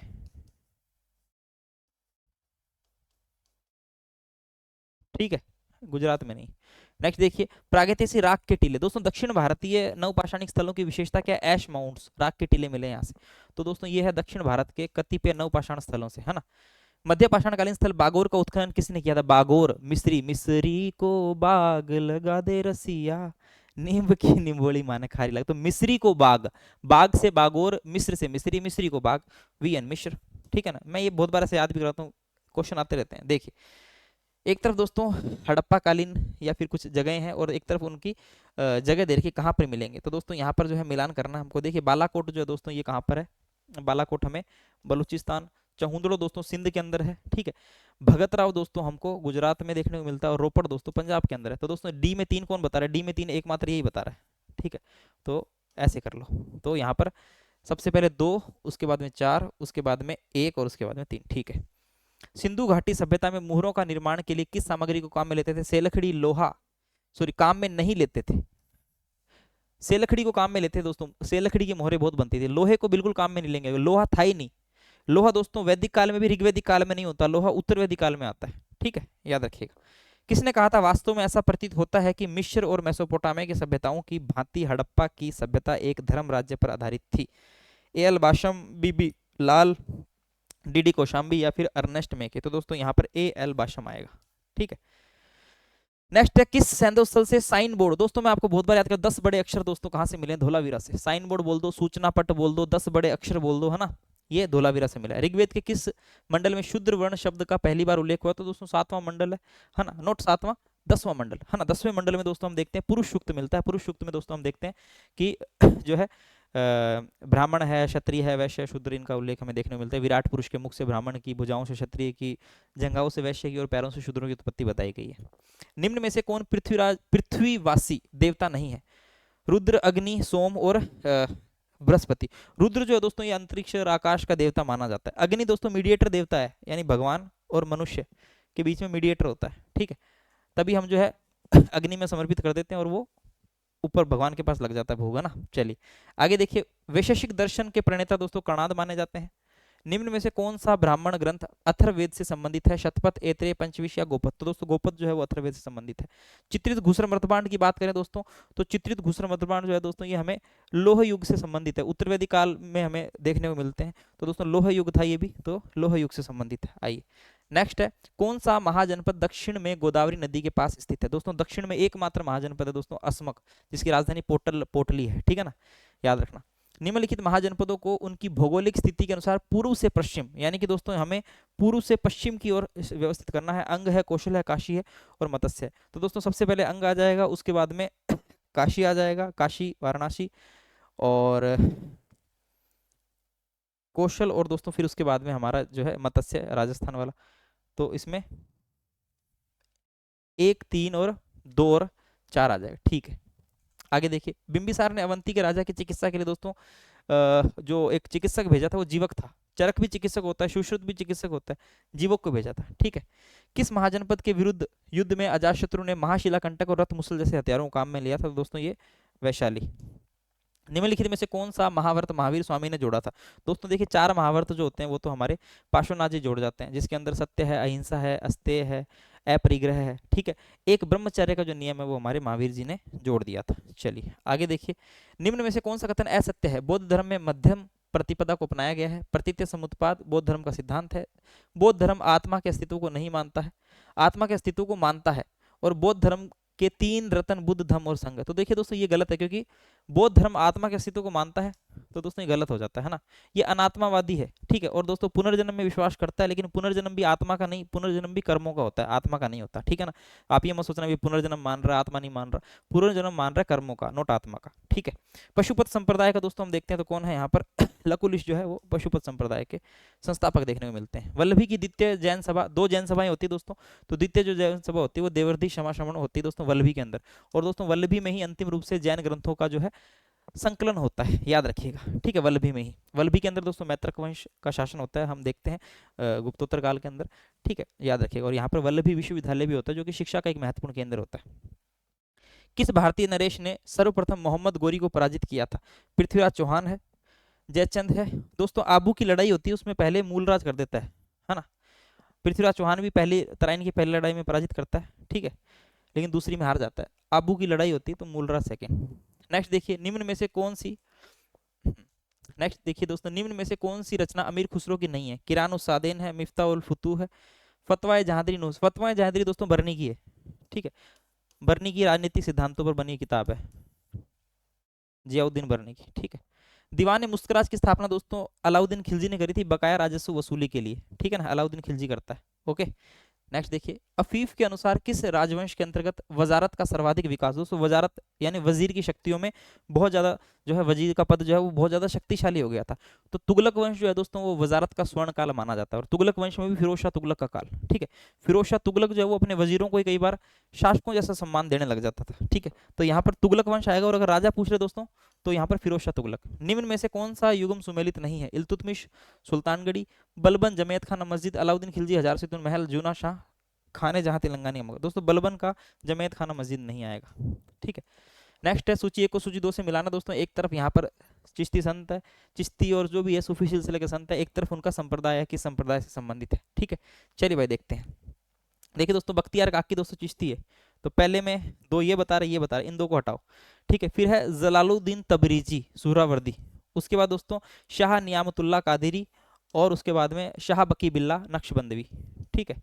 चलिए तो दोस्तों यहाँ पर जो है 2 है, उसके बाद 3, 2 है, उसके बाद 3 है। ठीक है। 2 है, फिर 3 है, फिर 1 है, और उसके बाद 4। चलिए, द्वैता द्वैत दोस्तों मैंने आपको क्या बताया भाई, नींबू जो होता है, नींबू वो एक बार में नहीं निचोड़ता, उसको बार बार द्वैत द्वैत दूसरी बार भी निचोड़ना पड़ता है। एक बार में कभी नींबू निचड़ा है पूरा, है ना, हाथ से। अब मशीन से निचोड़ोगे तो निकल जाए। तो नींबू से निम्बार्क, नींबू से निम्बार्क याद रखो, निम्बा नींबू निम्बा, है ना। और द्वैता द्वैत एक बार नहीं निचोड़ेगा, दूसरी बार द्वैता द्वैत। तो दोस्तों द्वैता द्वैत का संबंध निम्बार्क से है। ठीक है। निम्न में से आदि ग्रंथ का संबंध दोस्तों मुख्यतः किससे है? तो गुरु नानक देव जी से। किस सूफी संत ने कहा था हुनूस दिल्ली दुरस्त? दोस्तों गयासुद्दीन तुगलक को कहा था निजामुद्दीन औलिया ने। चलिए नेक्स्ट देखिए, भक्ति परंपरा में किसने कीर्तन भजन, ये भजन कीर्तन दोस्तों अपने चैतन्य महाप्रभु जी ने जोड़े थे। निम्नलिखित में से कौन सैयद बंधुओं की सहायता के बिना शासक बना था? दोस्तों ये जहांदर शाह आएगा इसमें। ठीक है ना, सैयद बंधुओं की सहायता के बिना शासक बनने वाला जहांदर शाह आएगा। नेक्स्ट देखिए दोस्तों, सुमेलित कीजिए। एक तरफ दोस्तों यहाँ पर रियासतें हैं, एक तरफ दोस्तों उनके शासक है। चलिए भाई सुमेलित करना है। हैदराबाद है, तो दोस्तों हैदराबाद के कौन है भाई? निजाम है, तो निजाम उल मुल्क। ठीक है। उसके बाद दोस्तों यहाँ पर अवध है, अवध के सादत अली खान। बंगाल है, बंगाल के मुर्शीद कुली खान। और मैसूर दोस्तों, मैसूर के हैदर अली, है ना, टीपू सुल्तान के पिता हैदर अली। चलिए दोस्तों, तो यहाँ पर 3 4 2 और 1, 3 4 3 4 3 और 4। 1 मिनट रुको, इसको देखने दो मुझे। सबसे पहले हैदराबाद का सही है, अवध का सही है, उसके बाद में बंगाल के नहीं। ठीक है, ये आएगा 3 4 1 और 2। ठीक है, 3 4 उसके बाद में 1 और 2। हाँ, 3 4 1 और 2 मैंने गलत पढ़ लिया था ना, 3 4 2 और 1 पढ़ लिया था एक्चुअल में। हैदराबाद के निज़ाम आ जाएगा, अवध के सादत अली खान, बंगाल के मुर्शीद कुली खान, और मैसूर के अपने। ठीक है। चलिए नेक्स्ट देखिए दोस्तों, यहाँ पर तो दोस्तों ये 150 क्वेश्चन हो गए अपने पूरे, ठीक है। अब दोस्तों देखिए, इसमें कोई ज़्यादा कोई हम एक्सप्लेनेशन नहीं कर रहे हैं, कोई ज़्यादा बहुत बड़ी लेंथी वीडियो भी नहीं बनाना चाहते, बस ये है कि बच्चों को पुराने पेपर अगर किसी के पास में नहीं है, और अगर हो ठीक है भाई, देखा है नहीं देखा, इसकी पीडीएफ भी मिल जाएगी, पीडीएफ देख लेना चाहिए, ठीक है। तो दोस्तों यहाँ पर स्कूल व्याख्याता, अब हम अगला देख रहे हैं, ये 2024 वाला है, जो कि लगा था 18/11/2024 को, यानी कि ये हो गया अपना नवंबर में, है ना, 18 नवंबर 2024 को लगता है, ठीक है। चलिए आइए भाई देखते हैं। निम्नलिखित में से किसको गणतंत्र की संज्ञा नहीं दी जा सकती। दोस्तों जब हम महाजनपदों की बात करते हैं तो हम देखते हैं भाई, लगभग 16 महाजनपदों में से 14 में राजतंत्रात्मक व्यवस्था होती है, 2 में गणतंत्रात्मक होती है, जिसमें वज्जी और मल्लम पढ़ते हैं, ठीक है। इसके अलावा दोस्तों शाक्य है, ये भी गणतंत्र की संज्ञा, ठीक है, मतलब कि गणतंत्र की संज्ञा नहीं दी जा सकती है, ठीक है। तो ये तो गणतंत्र हो ही गए, वज्जी और मल्ल, ठीक है, 2 में तो गणतंत्रात्मक व्यवस्था थी। तो यहाँ पर अवंती को गणतंत्र नहीं कह सकते, ठीक है ना, अवंती आएगा, याद रखिएगा। चलिए नेक्स्ट देखिए, निम्नलिखित में से किस सुल्तान ने खलीफा से अधिष्ठान पत्र प्राप्त नहीं किया था। तो दोस्तों हम देखते हैं खिलजी वंश का एक शासक है जो खुद को ही खलीफा घोषित कर देता है, मुबारक शाह खिलजी, है ना, खुद को ही दोस्तों खलीफा घोषित कर देता है। नेक्स्ट देखिए, विजयनगर शासकों ने न्याय के लिए 4 प्रकार के न्यायालय गठित किए थे, निम्नलिखित में से सर्वोच्च न्यायालय कौन सा था। देखिए दोस्तों, एक तो है प्रतिष्ठित, जो किसी कोई विशेष विवाद वगैरह के लिए कोई न्यायालय प्रतिष्ठित किया जाए, एक है चाला, चाला यानी दोस्तों चलता फिरता न्याय करने वाला, एक ऐसा होता था, ठीक है। एक है मुद्रित और एक है शास्त्री का। दोस्तों शास्त्रीता तो है, ये सबसे सर्वोच्च न्यायालय हुआ करता था, याद रखना, शास्त्रीता, ठीक है। चलिए फिर देखिए, कौन सा अधिकारी अलाउद्दीन खिलजी की बाजार नियंत्रण नीति संबंधी नहीं था। शहनाई मंडी, दीवान रियासत, सराय अदल और मुशरिफ ए मुमालिक। दोस्तों मुशरिफ ए मुमालिक जो है वो संबंधित नहीं था। आगे देखिए, उस सुल्तान का नाम बताइए जिसने तुर्कान चिलगानी का गठन किया था। गठन किया था किसने दोस्तों, इल्तुतमिश ने, और दोस्तों पतन किया था बलबन ने। बलबन खुद तुर्कान चिलगानी का सदस्य था, और दोस्तों इल्तुतमिश जो है वो इसका गठन करता है, इसका पतन बलबन करता है। दोस्तों तुर्कान चिहलगानी जो है वो 40 विश्वस्त गुलामों का दल था इल्तुतमिश का, लेकिन दोस्तों इनकी संख्या हमेशा 40 नहीं रहती थी, है ना, कभी 20 कभी 25 ऐसे कम ज़्यादा होती रहती थी, ठीक है। चलिए देखिए दोस्तों, ये पेपर है, और ये जो नंबर आ रहे हैं ना, ये नंबर ये उस पेपर में ही थे, ठीक है, पीडीएफ से के स्क्रीनशॉट है ये, ठीक है, तो दिख जाएगा, वैसे इतना कोई दिक्कत नहीं। निम्नलिखित में से कौन सी इमारत अलाउद्दीन खिलजी द्वारा नहीं बनवाई गई। अलाई दरवाजा, मोठ मस्जिद दोस्तों मियाँ भुआ ने बनाई थी, सिकंदर लोदी का जो मंत्री हुआ करता था, मियाँ भुआ, ठीक है। मोठ मस्जिद किसने बनाई भाई, मियाँ भुआ ने। बाकी सारे किसकी है, सीरी किला, हजार सितूनी, सब किसके हैं, अलाउद्दीन खिलजी के हैं। निम्नलिखित संतों में से कौन से संत कृष्ण के उपासक नहीं थे। दोस्तों रामानंद जो है भगवान राम की भक्ति करते थे, ठीक है, बाकी सब कृष्ण भक्ति के। नेक्स्ट देखिए, निम्न में से कौन निर्गुण परमात्मा में विश्वास नहीं करता था। निर्गुण एक होता है दोस्तों सैगुण, यानी कि दोस्तों वो ईश्वर का पूरा जो उसको आकार उसका रूप के रूप में स्वीकार। निर्गुण यानी दोस्तों निराकार, कोई आकार नहीं, ठीक है। अब निर्गुण परंपरा विश्वास नहीं करता था, तो दोस्तों मीराबाई होगी ना, मीरा जो है दोस्तों वो तो खुद बोलती थी कि सांवली सूरत मोहनी मूरत, यानी वो तो एक इमेजिनेशन करती थी, वो तो एक आकार में ईश्वर को एक आकार दे चुकी थी वो तो, है ना। तो दोस्तों मीराबाई आएगा यहाँ पे। दोस्तों दादू है, नानक है, कबीर है, ये निर्गुण परंपरा में विश्वास करते थे, यानी कि ईश्वर वो निराकार निराकार है। हमने गुरु नानक देव जी का कई बार किस्सा सुनते हैं कि भाई कई बार ये कोई मंदिर की तरफ पैर करके सो जाते हैं, तो एक व्यक्ति बोलता है भाई उधर पैर मत करो, उधर मंदिर है, तो ये बोलते हैं भाई उधर पैर कर दो जिधर मंदिर नहीं है ना, हर तरफ है भगवान। तो निराकार है, कोई आकार नहीं है, सर्वव्यापी है। नेक्स्ट देखिए, किस सिलसिले में संत गरीब में जिन किस सिलसिले के संत गरीबी में जीने में विश्वास नहीं करते। चिश्ती है दोस्तों, चिश्ती तो फकीरों की तरह रहते थे, संगीत वगैरह सुनते थे, संगीत समागम को ज्यादा महत्व देते थे। सुहरावर्दी दोस्तों ऐसे हैं जो कि गरीबी में रहने को पसंद नहीं करते थे। नेक्स्ट देखिए, किस सूफी संत ने के शिष्य उन्हें सुल्तान उस माशेख के नाम से संबोधित करते थे। तो शेख हमीदुद्दीन है, मोइनुद्दीन चिश्ती है, और शेख फरीदुद्दीन शकरगंज है। निजामुद्दीन औलिया आएगा इसमें, ठीक है। चलिए नेक्स्ट देखिए, यूरोपीय व्यापारिक कंपनियों का भारत में आगमन का क्रम, है ना दोस्तों, ये क्रम सबसे पहले पुर्तगाली आते हैं आपको पता है, और सबसे लास्ट में पुर्तगाली जाते हैं। यहाँ पर दोस्तों डच है, फ्रेंच है, फिर पुर्तगाली एक में दे रखा, तो C is the right answer. Next देखिए, पुर्तगाली है, फिर डच है, फिर अंग्रेज है, फिर फ्रेंच, ठीक है। चलिए उन घटनाओं को चिन्हित कीजिए जो वारेन हेस्टिंग्स के काल में घटित हुई थी। राजा चेत सिंह की गिरफ्तारी, अवध की बेगमों की लूट, नंद कुमार का मुकदमा, रेगुलेटिंग एक्ट का अंगीकरण। तो दोस्तों ये सारी घटनाएं हुई थी इसके समय में, चारों के चारों घटनाएं होती है। किस संधि के माध्यम से, ये नंबर वो पेपर वाले नंबर है भाई, ठीक है। चलिए अब इसको इतना क्रॉप करता तो फिर क्वेश्चन कट जाता ना, तो ऐसा सही। किस संधि के माध्यम से फ्रांसीसियों के द्वारा मद्रास अंग्रेज को पुनः दे दिया गया। दोस्तों आपको पता है भाई कर्नाटक युद्ध होते हैं, तो कर्नाटक युद्ध पहले, कर्नाटक युद्ध के बाद एक संधि होती है एक्चुअल शैपल की संधि, ठीक है।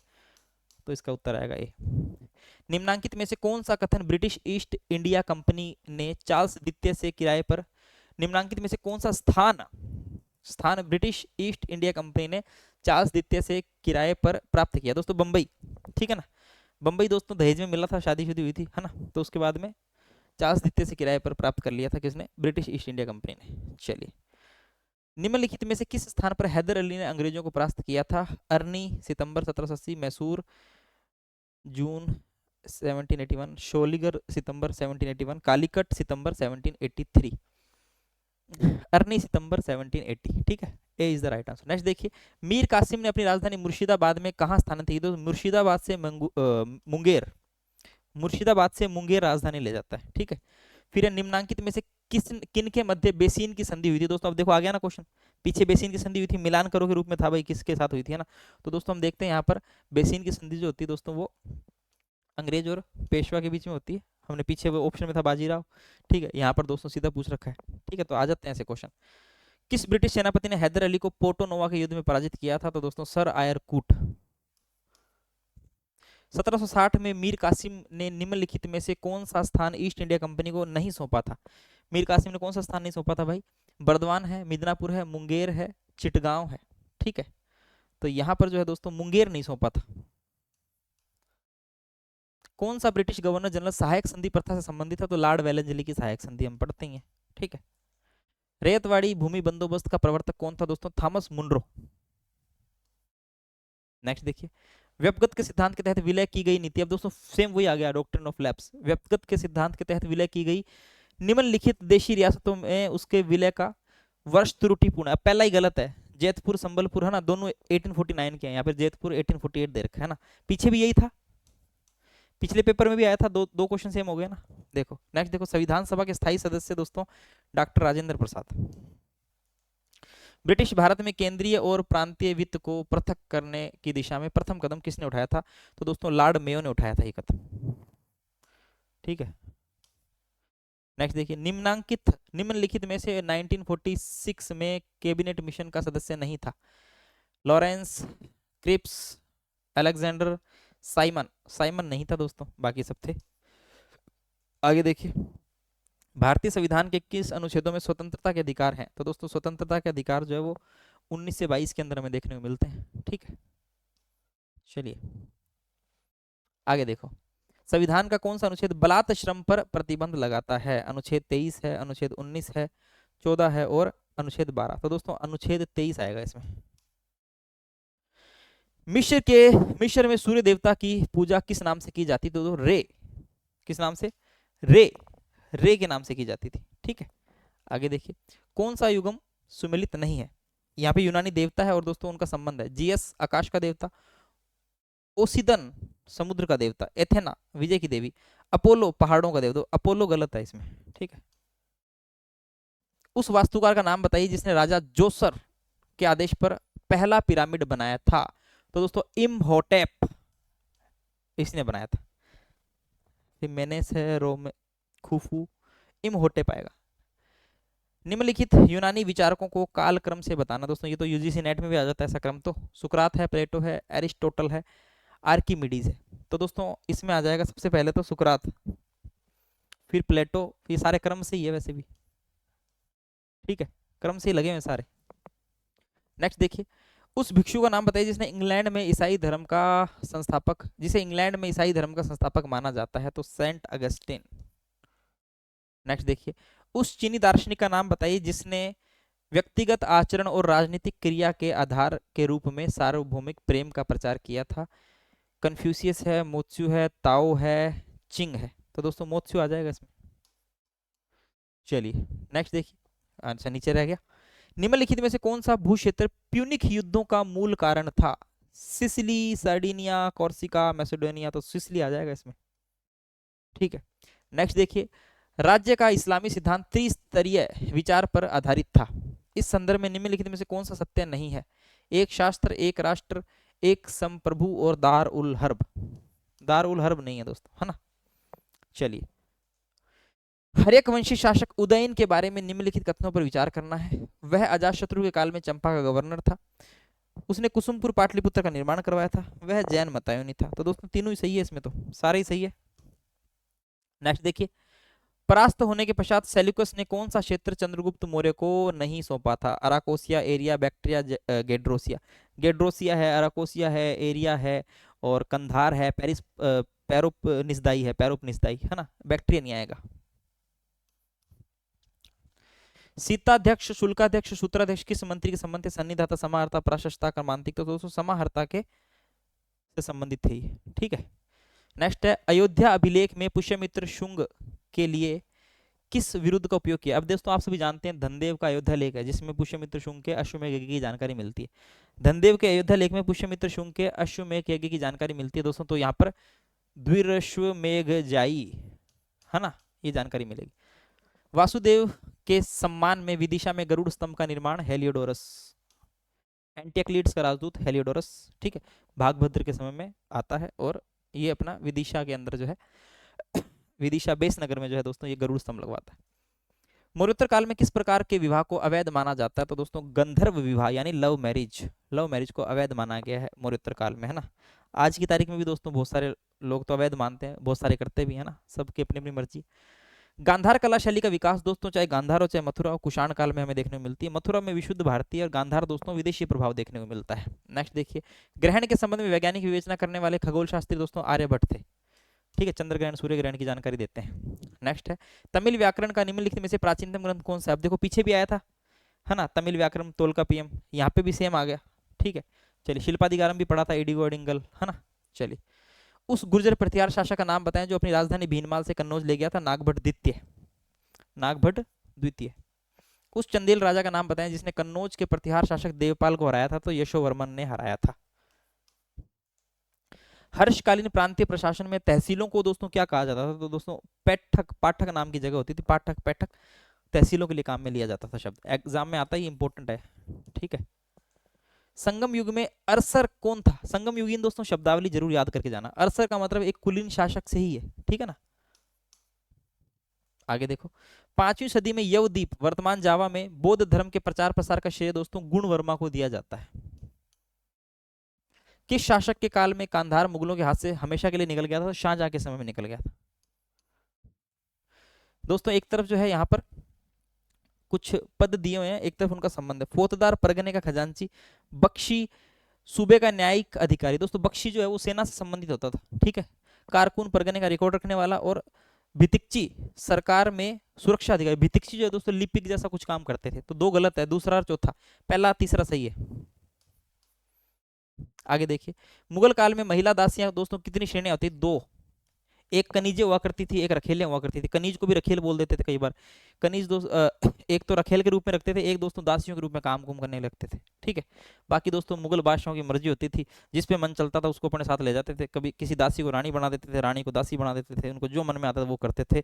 इनके हरम जो है दोस्तों महिलाओं से भरे रहते थे। इनमें दोस्तों अकबर के समय में राजपूत महिलाओं का भी प्रवेश हो गया था, ठीक है। सभी अपने अपने रीति रिवाजों के हिसाब से रहती थी, ठीक है, अपने अपने हिसाब से धर्मों को मानती थी। अकबर ने दोस्तों दिवाली भी मनाई, है ना, सारे हिंदू त्योहार, शिवरात्रि, रामनवमी सब मनाए, ठीक है।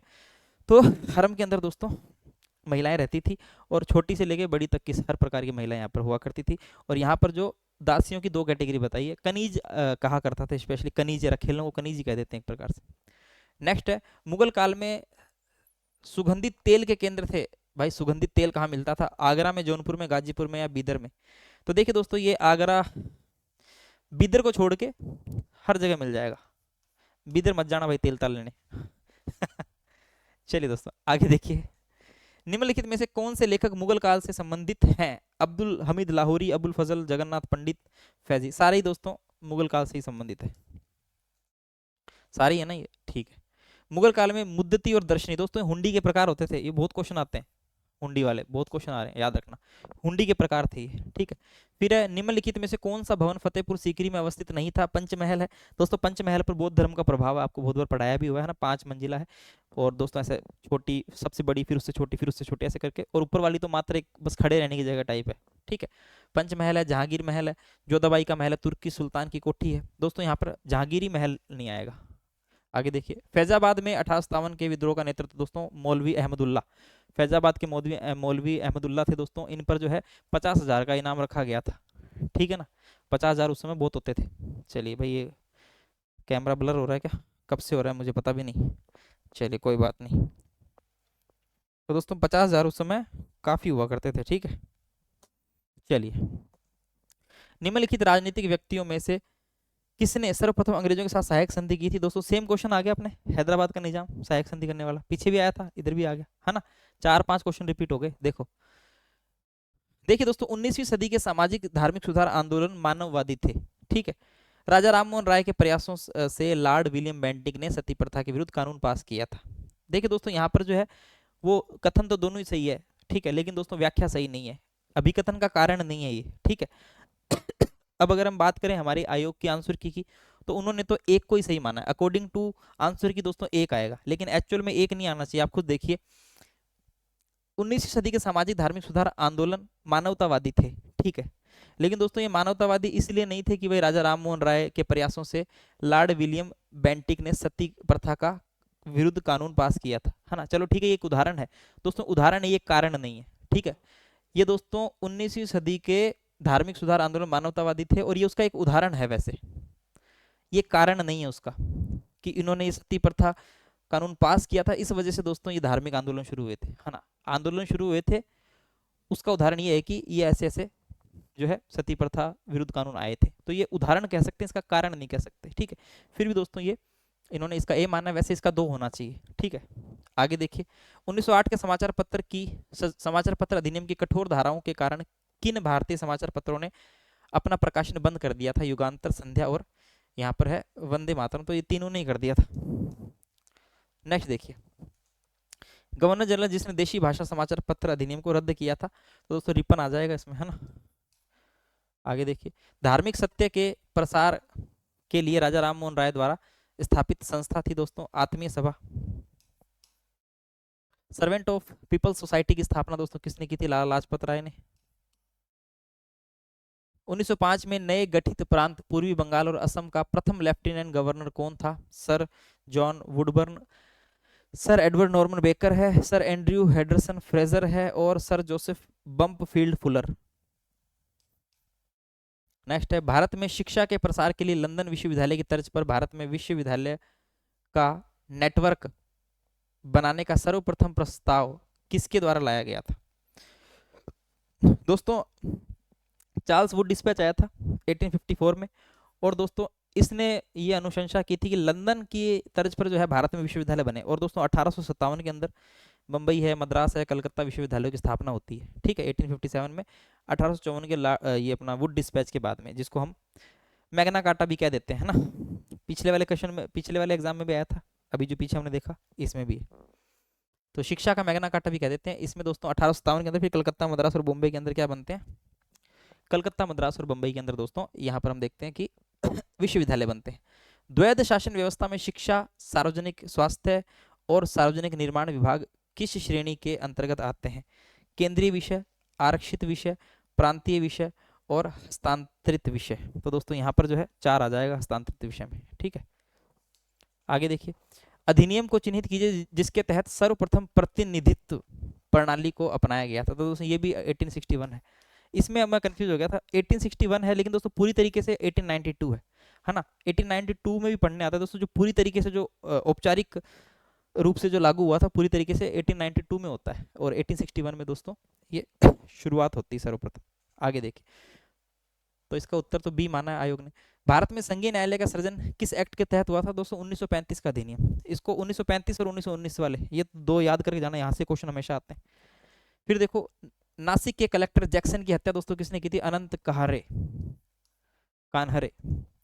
1911 में किसने अनिवार्य शिक्षा बिल को इंपीरियल विधान परिषद में प्रस्तावित किया था? तो दोस्तों गोखले जी ने किया था, गोपाल कृष्ण गोखले।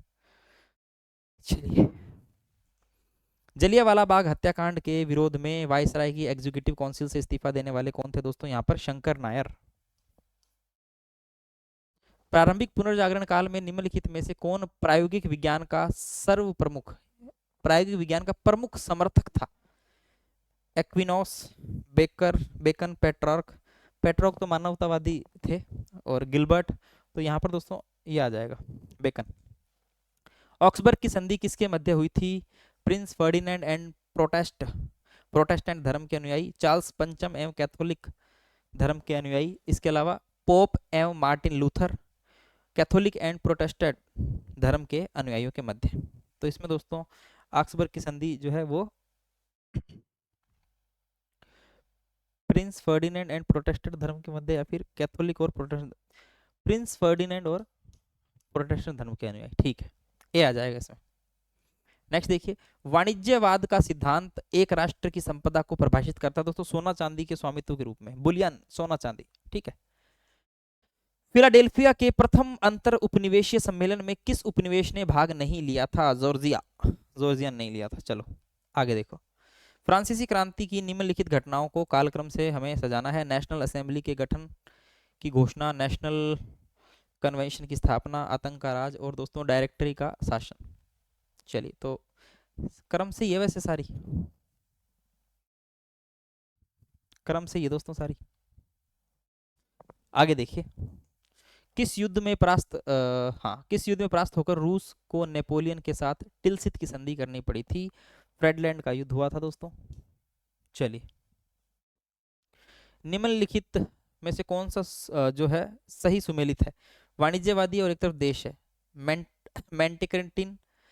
मैंटेकर्टीन फ्रांस, एंटोनियो सीटा स्पेन, और उसके बाद में है चार्ल्स डेवनोट इंग्लैंड। तो ए तो सही है, सी भी सही, बी गलत है। तो इसमें 3 आ जाएगा, ए और सी। इटली के एकीकरण में किस राज्य ने महत्वपूर्ण भूमिका निभाई और एकीकृत राज्य का केंद्र बना? तो दोस्तों सर्डिनिया और पिडमांट। किस समझौते संधि ने प्रशा को कील बंदरगाह पर किलेबंदी करने का अधिकार दिया था? तो दोस्तों प्लोम्बियर्स है, प्राग है, गैस्टाइन है, ठीक है। प्रशा को कील बंदरगाह पर किलेबंदी का अधिकार, गैस्टाइन का समझौता। बाल्कन प्रायद्वीप के किन 4 राज्यों ने बाल्कन संघ की स्थापना की थी? यूनान, सर्बिया, बुल्गारिया, मोंटेनिग्रो। तो यही आ जाएगा। आगे देखिए, प्रथम विश्व युद्ध में केंद्रीय शक्तियां कौन सी थी दोस्तों? Germany, Austria, Hungary, Turkey, Italy. Germany, Austria, Hungary, Romania. Germany, Austria, Hungary, Bulgaria, Turkey, ये आएगा। 1 मिनट, चलिए, तो Germany, Austria, Hungary, Turkey, Serbia, तो ये आ जाएगा इसमें सी, जर्मनी, ऑस्ट्रिया, हंगरी, बुल्गारिया और टर्की। आगे देखिए दोस्तों, निम्नलिखित में से कौन सी विशेषता फासीवाद के साथ जुड़ी हुई है? व्यक्तिगत अधिकारों पर जोर, जनतंत्र का समर्थन, सैन्यवाद और अधिनायक तंत्र की वकालत, यही सही है, ठीक है। आगे देखिए, उन 4 देशों को चिन्हित कीजिए जिनके प्रतिनिधियों ने म्यूनिख समझौते पर हस्ताक्षर किए थे। म्यूनिख समझौता हुआ था दोस्तों Germany, Italy, Great Britain, France. Germany, Italy, France और रूस।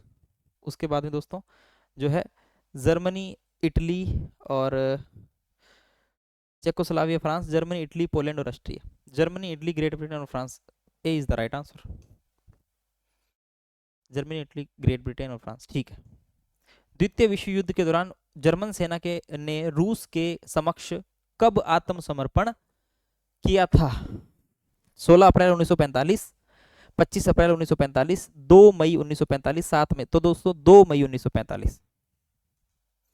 एडम स्मिथ की पुस्तक द वेल्थ ऑफ नेशन प्रकाशित कब हुई थी? तो 1776 के अंदर होती है। चोलों की निम्नलिखित प्रशासनिक इकाइयों का सही आरोही क्रम हमें बताना है। तो नाडु है, मंडलम है, कुर्रम है, मंडलम, नाडु, कुर्रम, कुर्रम, नाडु, मंडलम, कुर्रम, मंडलम, नाडु। तो दोस्तों कुर्रम, नाडु, मंडलम। चालुक्य प्रशासनिक अधिकारियों का उनके विभाग के साथ में मिलान करें एवं गलत युग्म को चुनिए। मैग्ने वेगड़े, राजमहल या कुटुंब का प्रबंध अधिकारी। संधि विग्रहिक, युद्ध व शांति, ये तो सही है। भंडारी, मुख्य सचिव, भंडारी गलत है, बाकी सारे सही है। शोर मंदिर, ईश्वर मंदिर एवं मुकुंद मंदिर किस शैली के थे? महेंद्र शैली, मामल्ल शैली, राज सिंह शैली या नंदीवर्मन शैली या अनुत्तरित? तो राज सिंह शैली के, ठीक है। किस मुगल बादशाह ने आगरा सूबे में शाही प्रदेशों पर सूरजमल की सत्ता को वैध माना और कुंवर बहादुर ब्रजेंद्र की उपाधि दी? ये अच्छा क्वेश्चन है भाई। तो दोस्तों यहां पर आ जाएगा अहमद शाह, ठीक है, अहमद शाह आ जाएगा इसमें। नेक्स्ट देखिए बच्चों, रणजीत सिंह की विजय के गलत युग्म को चुनिए। अटक 1813, मुल्तान 1818, कश्मीर 1820, पेशावर 1823। तो दोस्तों कश्मीर 1819 आएगा, 20 नहीं आएगा, ठीक है। 1819 में हुआ था कश्मीर का। आगे देखो, रजाकार निम्नलिखित में से किस राज्य के भारत में विलय के मुख्य बाधा माने जाते थे? रजाकार निम्नलिखित में से किस राज्य के भारत में विलय का मुख्य बाधा माना जाता है? ट्रावनकोर, मैसूर, हैदराबाद, जूनागढ़। तो दोस्तों यहाँ पर जो है हैदराबाद आ जाएगा। तमिलनाडु में सी राजगोपालाचारी ने किस स्थान पर नमक कानून तोड़ा था? तंजौर, मद्रास, रामेश्वरम, मदुरै। तो दोस्तों यहाँ पर तंजौर आ जाएगा। असहयोग आंदोलन के दौरान खोले गए राष्ट्रीय कॉलेज जामिया मिलिया के प्रथम प्राचार्य कौन थे? जाकिर हुसैन, डॉक्टर अंसारी, शौकत अली, मोहम्मद अली। अनुत्तरित प्रश्न, तो अनुत्तरित प्रश्न, हाँ, तो इसमें 4 आ जाएगा, मोहम्मद अली।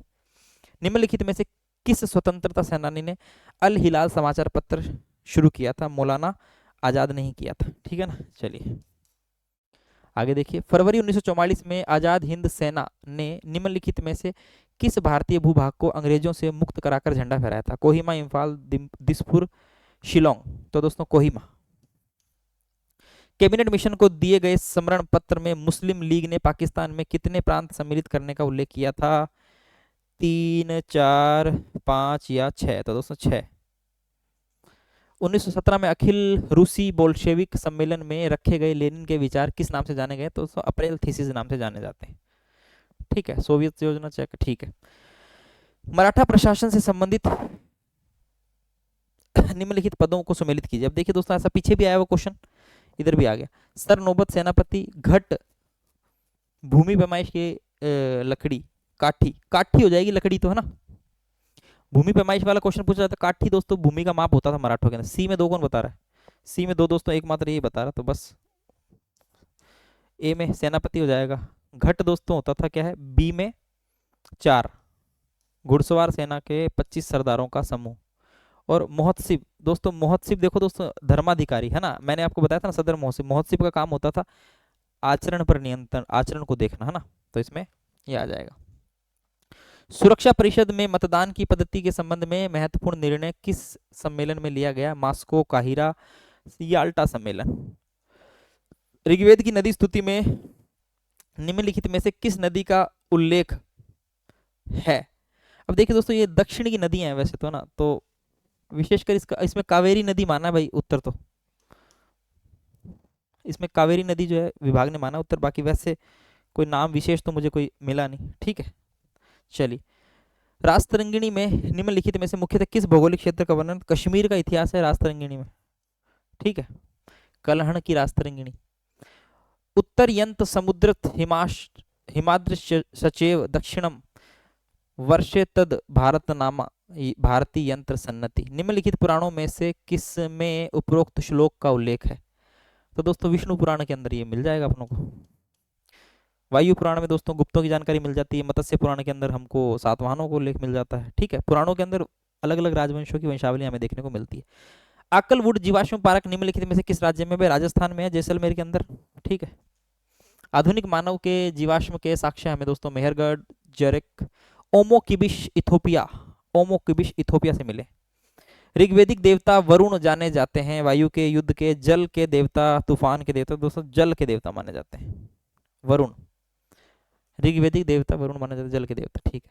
निम्नलिखित में से किसने भीमबेटका के शैल चित्रों का अध्ययन नहीं किया था? वाकणकर है, यशोधर मठपाल है, इरविन न्यूमायर है, आर.सी. मजूमदार है। तो दोस्तों इसमें आर.सी. मजूमदार उत्तर आ जाएगा।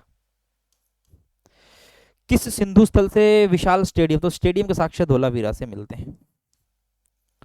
घोड़े की हड्डियों के साक्ष्य दोस्तों हमको सुरकोटड़ा से मिले हैं। ऊंट की हड्डियां दोस्तों कालीबंगा से, है ना, एग्जाम में क्वेश्चन आया ना, ऊंट की हड्डियां कालीबंगा से मिलती है। दशराग्य युद्ध कौन सी नदी? तो दोस्तों रावी नदी। रावी नदी को दोस्तों क्या बोलते थे? परुषणी नदी। ठीक है। निम्नलिखित में से कौन सा वेदांग नहीं है? शिक्षा, स्मृति, कल्प, छंद। तो स्मृति नहीं है, शिक्षा है, कल्प है, छंद है, व्याकरण है, निरुक्त है ना, तो ये नहीं है। निम्नलिखित में से कौन सा पुरुषार्थ नहीं है? धर्म, अर्थ, काम और मोक्ष। ठीक है, ध्यान नहीं आएगा। निम्नलिखित राज्यों में से कौन से राज्य में नवपाषाण स्थल बुर्जहोम? बुर्जहोम दोस्तों कश्मीर का है। बुर्जहोम हो गया, गुफकराल हो गए, ये कश्मीर के नवपाषाण स्थल है। और यहाँ की विशेषता है गर्तावास, गड्ढे वाले आवास यहाँ से मिले हैं, पिट ड्वेल्स जिनको हम बोल देते हैं। चलिए, वैदिक काल में निम्न में से कौन सा वरिष्ठों का सभा थी? सभा और समिति की हम बात कर चुके हैं दोस्तों। सभा और समिति को प्रजापति की दो पुत्रियां कहा गया है अथर्ववेद के अंदर। और दोस्तों ये जो है सभा जो है वो वरिष्ठों का निकाय थी। सभा का उल्लेख और समिति का और विदत का और गण का, इनका उल्लेख हमें देखने को मिलता है, जिसमें दोस्तों विदत जो है ये उत्तर वैदिक काल में समाप्त हो जाती है। ठीक है, चलिए, हड़प्पा सभ्यता में से संबंधित कौन सा स्थान बलूचिस्तान में स्थित है? सुतका को है, रहमान डेरी है, सरायखोला है, मुंडीगाक है। देखिए तो मुंडीगाक है, दिग्गक है और शर्तुग है, ये तो सारे अफगानिस्तान के अंदर है। ठीक है ना, यहाँ पर सुतका को जो है ये बलूचिस्तान में है। ठीक है, किन पुराणों में 16वीं शताब्दी तक के राजवंशों के राजनीतिक इतिहास की चर्चा मिलती है? तो भागवत पुराण है और स्कंद पुराण में हमें जानकारी मिल जाती है। ठीक है, विष्णु, नारद, मत्स्य, ये हमें इनमें मिल जाती है। निम्नलिखित में से कौन सा जैन धर्म में त्रिरत्नों में शामिल नहीं है? सम्यक चरित्र, सम्यक दर्शन, सम्यक संकल्प और सम्यक ज्ञान। तो त्रिरत्न में सम्यक संकल्प नहीं है, चरित्र, दर्शन और ज्ञान। उस स्थान का नाम बताइए जहां गौतम बुद्ध की मृत्यु हुई थी दोस्तों। तो यहाँ पर कुशीनारा में गौतम बुद्ध की हमें मृत्यु देखने को मिलती है। निम्नलिखित में से किस शासक ने जनजातीय लोगों के साथ गौतम बुद्ध की भस्म के एक भाग को प्राप्त किया था? अजातशत्रु ने। अजातशत्रु बोलता भाई मैं भी क्षत्रिय, बुद्ध भी क्षत्रिय है ना। द्रोण नामक जो व्यक्ति होता है उसके नेतृत्व में जो है बुद्ध के जो अस्थि अवशेष उनको अलग अलग भागों में बांटा जाता है, जिसमें दोस्तों अजातशत्रु भी अपनी हिस्सेदारी मांगता है। मगध की सबसे प्रारंभिक राजधानी दोस्तों गिरिव्रज होती है। ठीक है ना, अंग की चंपा होती है। ठीक है, और मगध की जो है यहाँ पर गिरिव्रज प्रारंभिक राजधानी देखने को मिलती है। फिर पाटलिपुत्र आगे चलकर जब मौर्य साम्राज्य वगैरह बनता है तो पाटलिपुत्र राजधानी होती है। ठीक है, चलिए दोस्तों, तो बाकी के जो आगे के जो क्वेश्चंस थे वो फिर सब्जेक्ट के नहीं थे तो उनको मैंने हटा दिया। तो 120 क्वेश्चन ये थे। ये आरपीएससी स्कूल व्याख्याता भर्ती परीक्षा संस्कृत शिक्षा विभाग 2024। ठीक है, तो दोस्तों मैंने आपको यहाँ पर जो है 2 पेपर सोल्व करवा दिए, ज़्यादा समय नहीं लिया है और जल्दी जल्दी करवा दिए, बिकॉज दोस्तों एग्जाम जो है नज़दीक है, तो ज़्यादा जो है आपका भी समय नहीं जाए, बस जल्दी जल्दी फटाफट से जो है आप इनको देख लो। और आपका एग्ज़ाम नज़दीक है और उम्मीद है कि आपने जो है दोस्तों पढ़ ही लिया होगा बहुत कुछ तो। ठीक है, तो दोस्तों क्योंकि हमने आरपीएससी के जो पिछले 12 वर्षों के जो पेपर थे उसमें 3-4 पेपर लगे थे, वो करवाए थे सोल्यूशन, तो ये भी ले लिए। ठीक है, तो उम्मीद करता हूँ कि आपको अच्छे लगे होंगे। इनको एक बार आप जरूर देख जाइएगा। अगर आप वीडियो भी नहीं देखें तो कम से कम पीडीएफ जरूर देख लेना। पीडीएफ मैं आपको जो है हमारे टेलीग्राम चैनल पर अपलोड कर दूंगा, तो पीडीएफ जरूर देख लीजिएगा। चलिए बाकी दोस्तों जो भी है आपको सारी इन्फॉर्मेशन मैं दे चुका हूँ पीछे।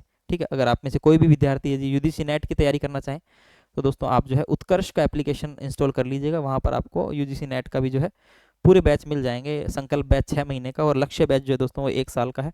जो आपको आपकी सुविधा के अनुसार सही लगे आप वो बैच ज्वाइन कर सकते हैं। चलिए दोस्तों, तो उम्मीद करता हूँ कि ये लेक्चर भी आपकी आने वाली एग्जाम के लिए महत्वपूर्ण साबित होगा। कोई क्वेश्चन अगर गलत हो तो दोस्तों बता दीजिएगा, करेक्ट कर देंगे। ठीक है, जल्दी जल्दी में अगर कोई गलत हो गया होगा तो उसके लिए क्षमा चाहते हैं। बाकी दोस्तों ऑलमोस्ट जो है वो सारे सही हैं।